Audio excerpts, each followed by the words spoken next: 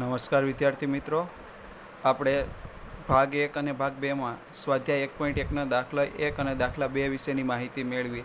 અચલ આધારની રીત અને પરંપરિત આધારની રીત વચ્ચે કઈ રીતે દાખલો ગણાય એ આપણે માહિતી મેળવી હતી.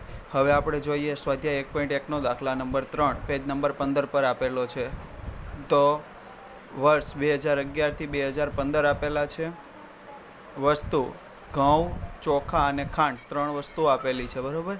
તો હવે આપણે એને અચલ આધારની રીતે દાખલો ગણવાનો છે. તો પહેલું અચલ આધારની રીતે આધાર વર્ષ આપણું કયું આવશે? તો કે 2011. તો અચલ આધારે સૂચકાંક આપણે મેળવવાનો હોય તો કઈ રીતે મળે? તો કે ચાલુ વર્ષનો ભાવ છેદમાં આધાર વર્ષનો ભાવ ગુણ્યા 100. હવે ભાવનો સામાન્ય સૂચકાંક આપણે મેળવવાનો હોય તો કઈ રીતે મળશે? તો કે સૂચકાંકનો સરવાળો છેદમાં કુલ વસ્તુની સંખ્યા. એટલે જેટલી વસ્તુ તમને આપેલી હોય છે એટલા બધાના સૂચકાંક મેળવવા અને ત્યાર પછી એમનો કુલ સરવાળો કરવાનો ભાગ્યા જેટલી વસ્તુ હોય એના સરવાળા વડે એને ભાગવાનો છે.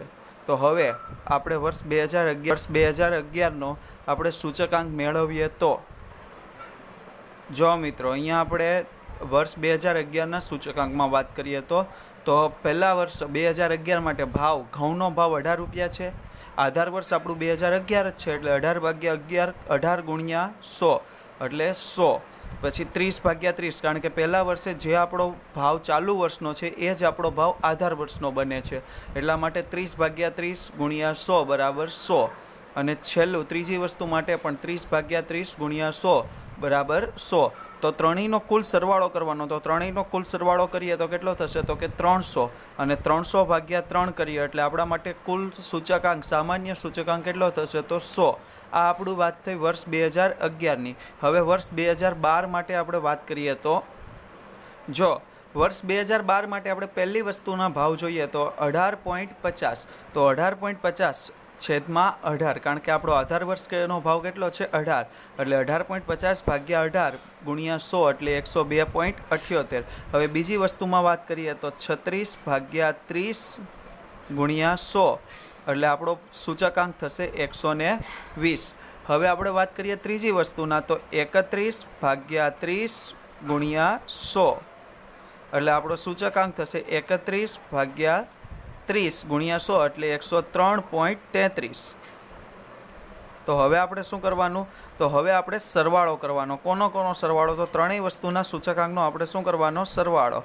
એટલે 102.78 પ્લસ 120 પ્લસ 103.33 બરાબર કુલ ટોટલ આપણને મળશે 326.11. હવે સામાન્ય સૂચકાંક મેળવવાનો છે તો 326.11/3 બરાબર કેટલા આવશે? તો 326.11/3 બરાબર 108.70. આ આપણો થયો વર્ષ 2012નો સૂચકાંક. હવે મેળવીએ વર્ષ 2013નો સૂચકાંક. તો વર્ષ 2013ના સૂચકાંક માટે ચાલુ વર્ષનો ભાવ કેટલો થશે? તો કે 18.90 છેદમાં 18 ગુણ્યા 100. 18.90 છેદમાં 18 ગુણ્યા 100 બરાબર કેટલા થશે? તો કે 105. હવે આપણે વાત કરીએ આગળ તો બીજા વર્ષ માટે બીજી વસ્તુ માટે 38 ભાગ્યા કેટલા કરવાના? 30 ગુણ્યા 100. તો 38 ગુણ્યા 100 ભાગ્યા 30 બરાબર 126.67. અને ત્રીજી વસ્તુની વાત કરીએ તો 32/30 ગુણ્યા 100. તો 32/30ની વાત કરીએ તો 32/30 ગુણ્યા 100 એટલે 106.67. તો આપણે ત્રણેય વસ્તુના આપણે સૂચકાંક મેળવી લીધા છે. હવે આપણે શું કરવાનું થશે? તો ત્રણેયનું ટોટલ તો 105 વત્તા 126.67 વત્તા 106.67 બરાબર ટોટલ 338.34. હવે એનો આપણે સામાન્ય સૂચકાંક મેળવીએ તો 338.34/3. હવે ભાગ્યા 3 કરીએ એટલે આપણા માટે સૂચકાંક આવશે 112.78.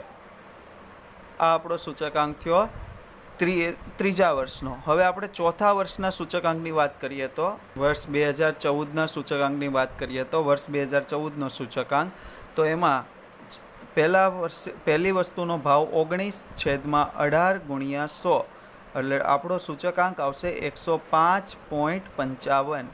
હવે બીજી વસ્તુની વાત કરીએ તો 38/30 ગુણ્યા 100 બરાબર સૂચકાંક આવશે 126.67. ત્યાર પછી ત્રીજી વસ્તુની વાત કરીએ તો 34/30 ગુણ્યા 100. હવે 34/30 એટલે 34/30 ગુણ્યા 100 એટલે 113.33. તો કુલ આપણને ત્રણેય વસ્તુના સૂચકાંક મળી ગયા છે. હવે આપણે એનું શું કરવાનું તો કે સરવાળો કરવાનો, કારણ કે આપણે સામાન્ય સૂચકાંક મેળવવાનો છે. તો કુલ સરવાળો કરીએ તો 345.55. તો 345.55 ભાગ્યા 3 બરાબર કેટલા આવશે? 115.18. આ વર્ષ આપણા 2014નો સૂચકાંક. હવે આપણે મેળવીએ વર્ષ 2015નો સૂચકાંક. વર્ષ 2015ના સૂચકાંક માટે પહેલી વસ્તુનો ભાવ આપણને આપ્યો છે 19.50 ભાગ્યા 18 ગુણ્યા 100. તો 19.50 ભાગ્યા 18 કરીએ તો 19.50 ભાગ્યા 18 ગુણ્યા 100 એટલે 108.33. 108.33. 19.50 ભાગ્યા 18 ગુણ્યા 100 એટલે 108.33. હવે બીજી વસ્તુ માટે જોઈએ તો બીજી વસ્તુ આપણને આપેલી છે ભાવ 39. તો 39 ભાગ્યા 30 ગુણ્યા 100 બરાબર 130. અને ત્રીજી વસ્તુ જોઈએ તો 36 ભાગ્યા 30 ગુણ્યા 100 બરાબર 120. તો ત્રણેયનું ટોટલ આપણે કરીએ તો ત્રણેયનું ટોટલ થશે 358.33. હવે 358.33 થાય એટલે ટોટલ આપણે સામાન્ય સૂચકાંક માટે ટોટલ ભાગ્યા આપણે કેટલા કરીએ છીએ તો ટોટલ ભાગ્યા કુલ વસ્તુ. તો કુલ વસ્તુ 3 આપેલી છે. તો 358.33 ભાગ્યા 3 બરાબર કેટલા થશે તો કે 119.44. તો મિત્રો આ હતી અચલ આધારની રીત.